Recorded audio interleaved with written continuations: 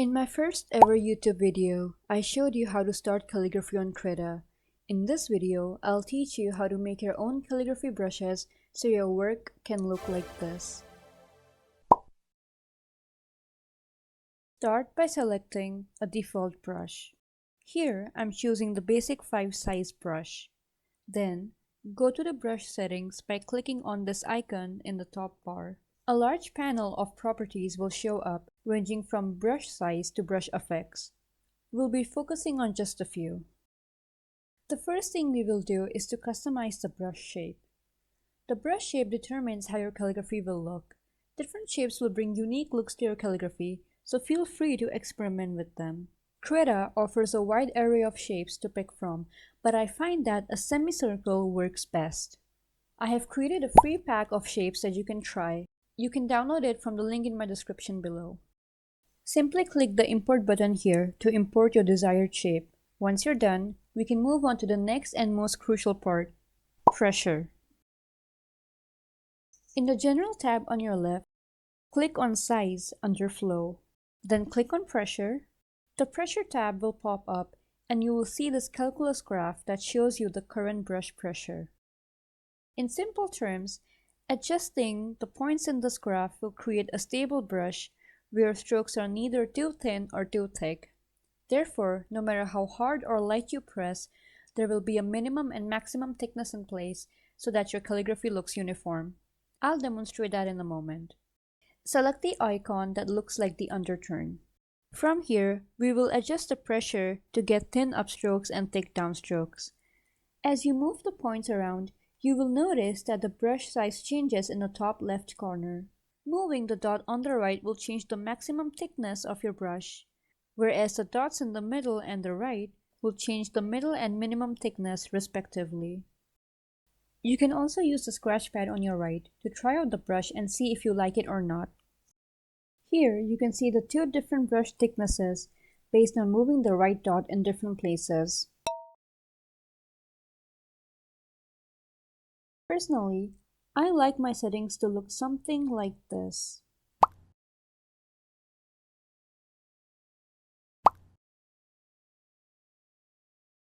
Once you're satisfied with your brush, create a thumbnail in your scratch pad and click on the Save New Brush preset. Name the brush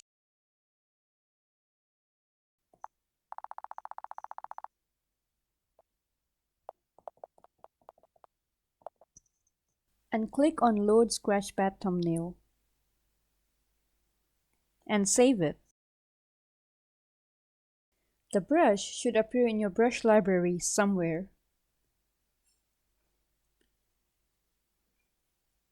And tada! You now have your own customized brush. Have fun experimenting with it.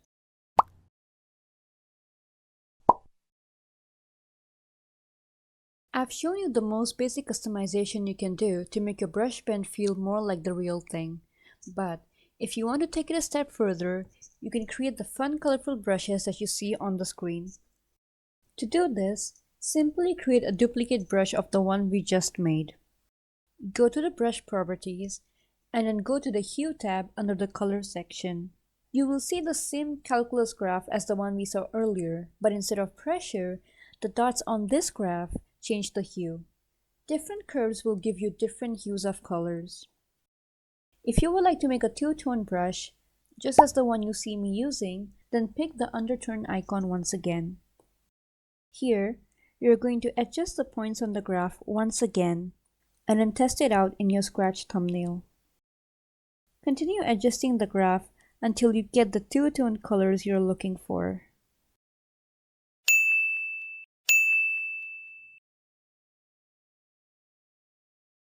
As you can see, this graph look gives me the two-tone color that I'm looking for.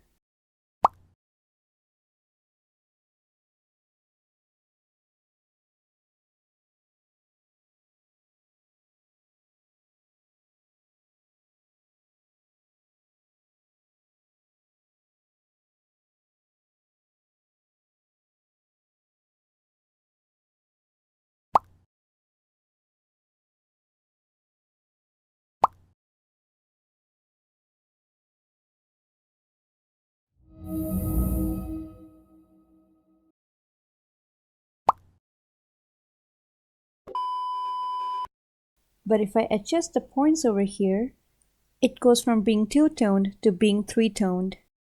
So have fun in this area of the properties. Play around with the curves until you find the brush colors that you're looking for.